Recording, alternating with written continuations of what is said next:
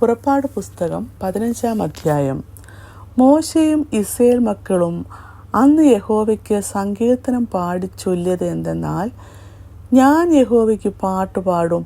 അവൻ മഹോന്നതൻ. കുതിരയെയും അതിന്മേൽ ഇരുന്നവനെയും അവൻ കടലിൽ തള്ളിയിട്ടിരിക്കുന്നു.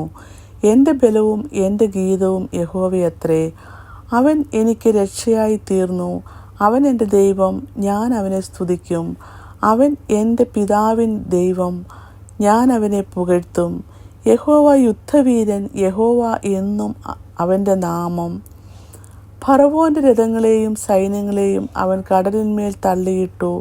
അവൻ്റെ രഥിപ്രവാരന്മാർ ചെങ്കടലിൽ മുങ്ങിപ്പോയി. ആഴി അവരെ മൂടി.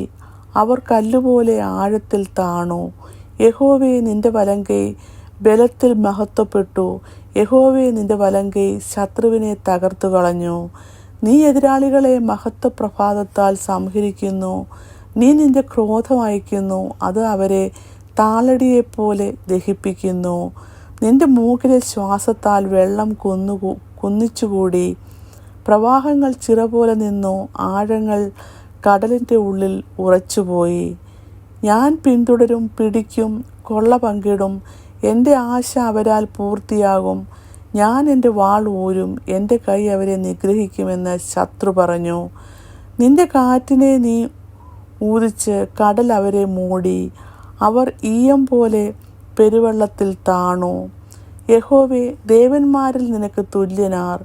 വിശുദ്ധിയിൽ മഹിമയുള്ളവനെ, സ്തുതികളിൽ ഭയങ്കരനെ, അത്ഭുതങ്ങളെ പ്രവർത്തിക്കുന്നവനെ, നിനക്ക് തുല്യനാർ. നീ വലങ്കൈ നീട്ടി ഭൂമി അവരെ വിഴുങ്ങി. നീ വീണ്ടെടുത്ത ജനത്തെ ഭയത്താൽ നടത്തി.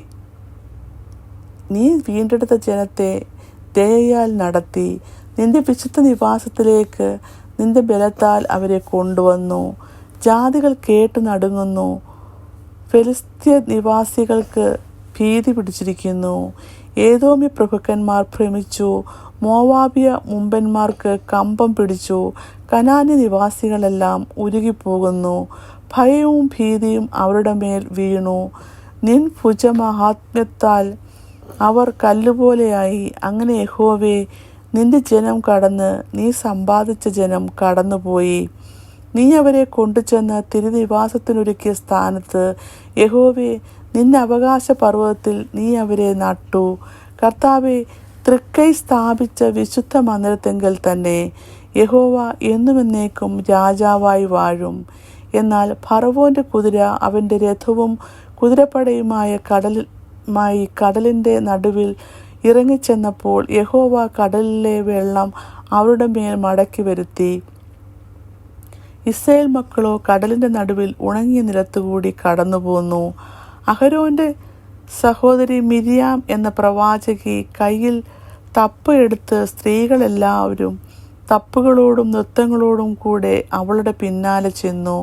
മിരിയാം അവരോട് പ്രതികാരമായി ചൊല്ലിയത്, യഹോവയ്ക്ക് പാട്ടുപാടുവീൻ. അവൻ മഹോന്നതൻ. കുതിരയെയും അതിന്മേലിരുന്നവനെയും അവൻ കടലിൽ തള്ളിയിട്ടിരിക്കുന്നു. അനന്തരം മോശ ഇസ്രായേലിനെ ചെങ്കടലിൽ നിന്ന് പ്രയാണം ചെയ്യിച്ചു. അവർ ശൂർ മരുഭൂമിയിൽ ചെന്ന് 3 ദിവസം മരുഭൂമിയിൽ വെള്ളം കിട്ടാതെ സഞ്ചരിച്ചു. മാറയിൽ എത്തിയാറെ മാറയിലെ വെള്ളം കുടിപ്പാൻ അവർക്ക് കഴിഞ്ഞില്ല. അത് കയ്പുള്ളതായിരുന്നു. അതുകൊണ്ട് അതിന് മാറ എന്ന് പേരിട്ടു. അപ്പോൾ ജനം, ഞങ്ങൾ എന്തു കുടിക്കുമെന്ന് പറഞ്ഞ് മോശയുടെ നേരെ പിറുപിറുത്തു. അവൻ യഹോവയോട് അപേക്ഷിച്ചു. യഹോവ അവന് ഒരു വൃക്ഷം കാണിച്ചു കൊടുത്തു. അവൻ അത് വെള്ളത്തിലിട്ടപ്പോൾ വെള്ളം മധുരമായി തീർന്നു. അവിടെ വെച്ച് അവൻ അവർക്ക് ഒരു ചട്ടവും പ്രമാണവും നിയമിച്ചു. അവിടെ വെച്ച് അവൻ അവരെ പരീക്ഷിച്ചു.